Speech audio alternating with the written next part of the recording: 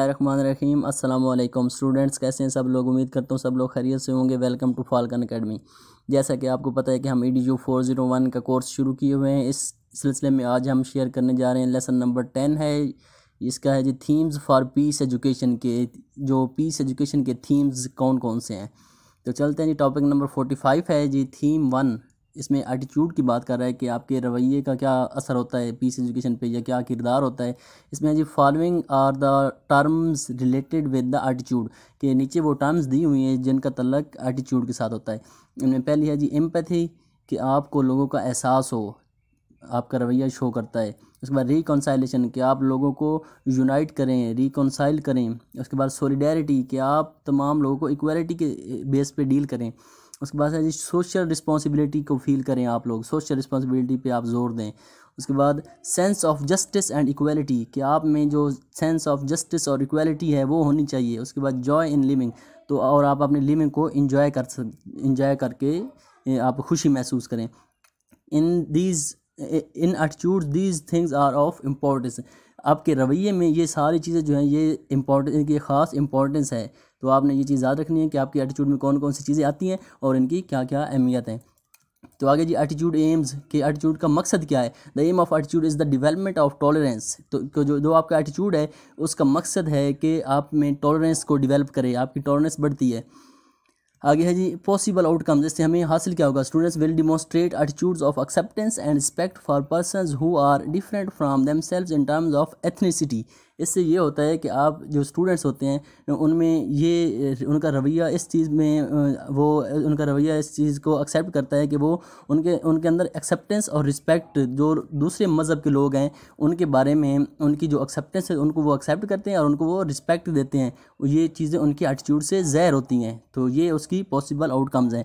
तो आगे चलते हैं जी पॉसिबल इंडिकेटर्स, कि इसके इंडिकेटर्स कौन कौन से हैं। When asked to work together to complete a task in a group of pairs of varying ethnic groups, students will cooperate effectively, कि जब अगर उनमें ऐसा एटीट्यूड होगा तो जब उनको एक ऐसा टास्क दिया जाएगा जिसमें उनको कहा जाएगा आपने मुख्तलिफ मज़हब के लोगों को इकट्ठा करके एक टास्क को परफॉर्म करना है, तो वो अगर उनके अंदर ये सारी चीज़ें होंगी तो वो तमाम मज़हब के लोगों के साथ मिलकर काम कर सकेंगे इफ़ेक्टिव तौर पे।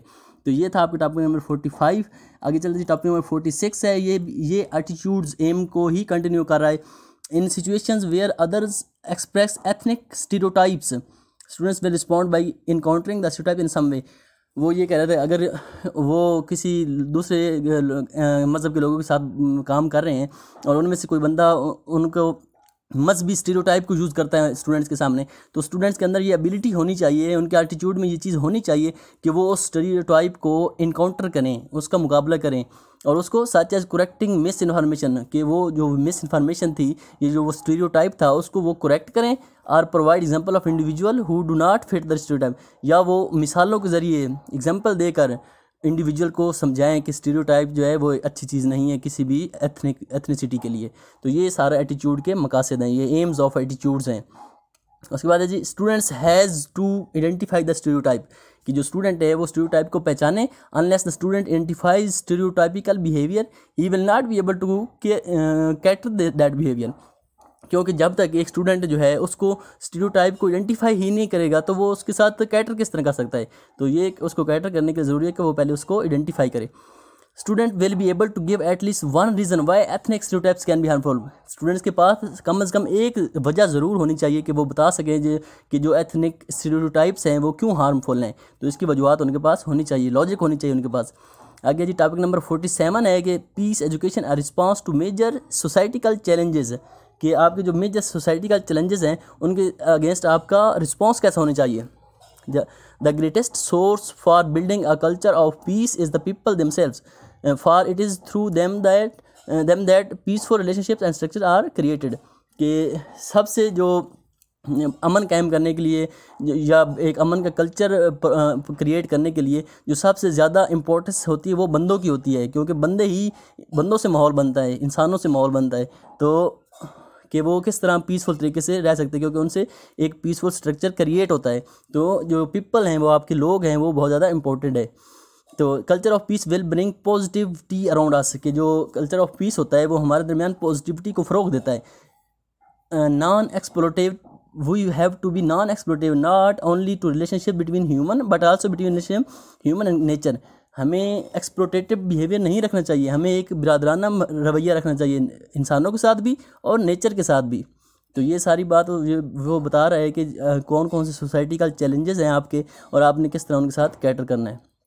तो ये था आपका टॉपिक नंबर 47। आ गया जी टॉपिक नंबर 48। इसमें भी वो यही आपको बता रहा है कि पीस क्या होता है, पीस। नेगेटिव पीस क्या होता है, नेगेटिव पीस क्या है, absence of direct physical violence is known as negative peace. कि आपकी जो फिजिकल वायलेंस होती है ना, जिस चीज़ में इन्वॉल्व हो, तो वो नेगेटिव पीस होता है कि आपने नेगेटिव पीस की तरफ नहीं जाना, इसमें डायरेक्ट फिजिकल वायलेंस इन्वॉल्व होती है। आगे है जी डायरेक्ट वायलेंस। कि डायरेक्ट वायलेंस क्या होती है, the example of direct violence are war, torture and child and women abuse. कि जो डायरेक्ट वायलेंस है, डायरेक्ट वायलेंस है, उसमें जंग होती है, टॉर्चर होता है, चाइल्ड और वुमेन अब्यूज़ कि आप जो औरतों को गालियाँ निकालते हैं तो वो भी डायरेक्ट वायलेंस में आता है। और पॉजिटिव पीस क्या होता है, presence of conditions of well beings and just relationship, social, economic, political, ecological. के लोगों की फलाह बहबूद के लिए, उनके रिलेशनशिप्स को अच्छा करने के लिए, वो रिलेशनशिप सोशल हो सकते हैं, इकोनॉमिक, पॉलिटिकल, ये सारे उनके जो आपस में रिलेशनशिप्स हैं उनको पॉजिटिव, उनको आपस में अच्छा करने के लिए, और लोग इंसानों की फलाह बहबूद के लिए जो काम करते हैं उसको पॉजिटिव पीस कहते हैं कि अमन के साथ एक आप ज़िंदगी गुजारते हैं। आगे है जी स्ट्रक्चरल वायलेंस क्या होती है, the example include poverty, hunger. जो पॉवर्टी और हंगर होता है वो स्ट्रक्चरल वायलेंस होती है, क्योंकि ये किसी भी सोसाइटी का स्ट्रक्चर का हिस्सा होती है, जैसे गुर्बत और जो भूख होती है।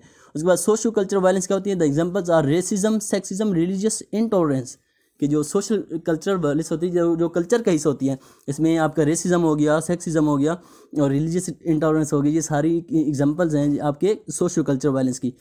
आगे है जी इकोलॉजिकल वायलेंस क्या होता है, पॉल्यूशन। क्योंकि ये एक आपके इको निज़ाम का सिस्टम हिस्सा है, इसलिए पोल्यूशन जो है वो एक इकोलॉजिकल वायलेंस है। और पर्सनल पीस क्या होता है, self respect, inner resources, love, hope, ये सारे पर्सनल पीस हैं। उसके बाद इंटरपर्सनल पीस क्या है जी, रिस्पेक्ट फॉर अदर्स, कि आप दूसरे लोगों के साथ, टॉलरेंस एंड कॉपरेशन, कि आपका कॉपरेशन कैसा है, दूसरे लोगों के साथ आपका क्या ताल्लुकात है, वो इंटरपर्सनल पीस में आते हैं। आगे जी टॉपिक नंबर 49 है जी B intergroup social peace. कि ये क्या होता है, respect for other groups within nation, justice, tolerance, cooperation. कि आपका अदर दूसरे ग्रुप्स के साथ आपका रवैया कैसा है, आप उनके साथ कोऑपरेशन कैसी है, आप उनको किस तरह टॉलरेंस देते हैं। तो ये सारा है जी सोशल पीस। आगे है जी global peace, respect for other nations, justice, tolerance, cooperation. क्या अदर दूसरी कौमों के साथ आपका क्या ताल्लुकात है इंटरनेशनली तौर पे। आगे है जी the peaceable teaching learning process. Cognitive phase क्या होता है, active phase, taking practical action. कि कोग्निटिव फेज में को एक्टिव फेज भी कहते हैं और इसमें प्रैक्टिकली एक्शन होता है। आगे जी अफेक्टिव फेज। अफेक्टिव फेज क्या होता है, बीइंग कंसर्न, रिस्पोंडिंग, वैल्यूइंग। कि आप किसी को किस तरह रिस्पॉन्ड करते हैं, आप किस तरह वैल्यू देते हैं किसी को, वो सारा आपका अफेक्टिव फेज में आता है। आगे वाई एजुकेट फॉर पीस। क्यों ज़रूरत है कि हम पीस के लिए लोगों को एजुकेट करें। Purpose of peace education are the elimination of social injustice. कि जो पीस एजुकेशन है उसका जो मकसद है वो आपके जो सोसाइटी है उसमें सोशल जस्टिस है उसको आप एलिमिनेट करते हैं, सोशल इनजस्टिस को। कि आप कि जो नाइंसाफ़ी हो रही है माशरे में उसको आप ख़त्म कर सकते हैं पीस एजुकेशन के ज़रिए। द रिजेक्शन ऑफ वायलेंस, आप वायलेंस को रिजेक्ट कर सकते हैं। And the abolition of war, आप वार को ख़त्म कर सकते हैं। ये सारे पीस एजुकेशन के मकासद हैं। तो आगे है जी नॉलेज। नॉलेज किस चीज़ का आपके पास होना चाहिए, इसमें है जी होलिस्टिक कंसेप्ट ऑफ पीस।